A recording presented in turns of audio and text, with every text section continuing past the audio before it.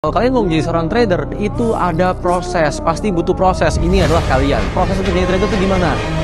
Di sini akhirnya kalian akan menjadi seorang trader. Apa aja sih ini? Ini prosesnya adalah pertama kalian harus belajar, dan setelah itu kalian akan harus meluangkan waktu untuk belajar. Setelah itu kalian harus komit. Setelah itu kalian akan melakukan banyak sekali kesalahan. Dari situ kalian akan belajar untuk disiplin.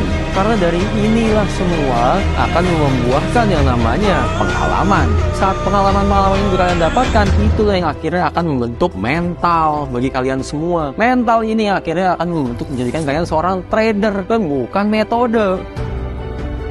Kalau saya ajarin metode ini, apakah yakin kali ini akan benar-benar dipelajarin dan benar-benar sampai kalian menguasai? Apakah setelah mempelajari metode ini kalian yakin kalian akan mulai profit konsisten? Apakah dengan adanya metode ini kalian yakin kalian akan mulai trading for living? Dan kenapa saya tanya begitu? Karena orang-orang tuh pada lucu. Kalau ditanya, trading itu bisnis atau bukan? Jawabannya bisnis. Lalu trading tujuannya mau ngapain? Mau trading for living. Tapi bolak-balik yang ditanya metode. Kesannya tuh kayak trading for living itu berarti harus punya banyak metode. Trading for living itu berarti kerjaannya, kegiatannya itu trading terus. Itu trading for living. Seakan-akan begitu. Kalau itu namanya living for trading.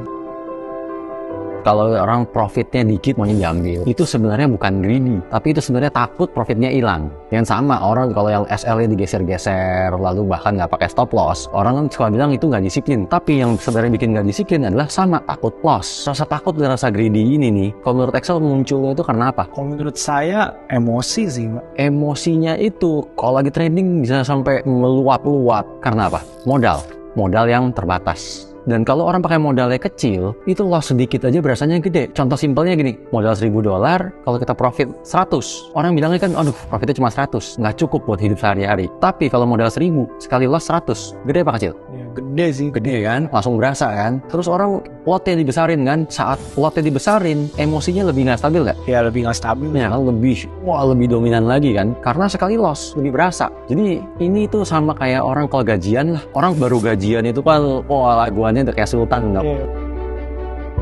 Sekarang kita sama-sama sadarilah bahwa saat kalian melakukan transaksi seperti itu, kalian sudah salah sejak pertama. Sejak pertamanya apa? Kalian nggak pakai stop loss. Berarti sejak awal itu sudah tidak memahami bahwa ini sedang trading. Tidak memahami bahwa ada probabilitas bisa profit, bisa loss. Tidak memahami bahwa ini bisa beresiko. Maunya setiap transaksi itu selalu profit. Dan di saat loss, mereka berusaha mencari solusi. Tapi solusinya dengan menambah transaksi, menambah resiko. Orang-orang seperti itu sebenarnya nggak paham apa itu averaging. Gini, kalau kita masuk solusi, kita harus pastikan bahwa dengan saya mengatakan hal yang barusan, berarti teman-teman kita semuanya sudah menyadari bahwa mereka melakukan kesalahan. Kalau sudah menyadari melakukan kesalahan, berarti solusinya 3 sekarang. Namanya salah, harus ada hukuman dong. Solusi pertama, cut loss sekarang juga. Kalian semua udah salah sejak pertama. Udah nggak usah muluk-muluk maunya profit lagi. Sadarilah, akuilah kesalahannya. Cut loss lah sekarang juga. Begitu loh. Itu nggak mau. Ada solusi kedua. Toleransi loss kalian itu maksimum di berapa persen? Maksimum benar-benar kalau kalian mencapai limitnya, let's say lossnya 50%. Kalau kalian udah sampai loss 50%, baru kalian akan benar-benar mengakui bahwa ini transaksi salah. Saya harus menerima loss yang kali ini. Berarti tetapkanlah maksimum loss mau di mana. Di mana itu akan menjadi pembelajaran yang benar-benar hebat. Solusi ketiga ini agak-agak manis. Karena ini tetap nggak biru. Karena balik lagi, prinsipnya kita sudah menyadari kesalahan kita. Saat kita sudah menyadari kesalahan kita, maka kalau sampai kesalahan ini dimaafkan sedikit aja, harusnya diterima kasih dong. Berarti kalau loss ini bisa diperkecil, harusnya udah berterima kasih dong.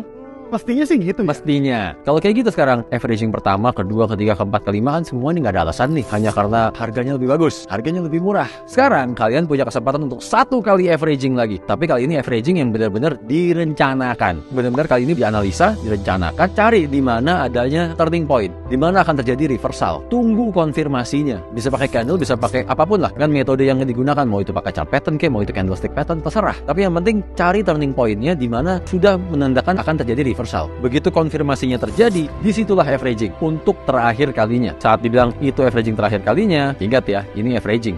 Yang berarti 6 harga ini hitung average-nya berapa, baru cari sekarang exit-nya. Exit ini mau nggak mau sekarang nyari entry dulu, bukan nyari exit dulu ya. Baru exit. Di mana kita bisa exit yang berdasarkan analisa kita itu udah maksimal. Udah nggak usah muluk-muluk, nggak usah neko-neko. Bisa nggak ya sampai profit saat harga mencapai itu? Bener-bener itu harus TP, selesai transaksinya, tutup semuanya, dan loss-nya hanya bisa diperkecil.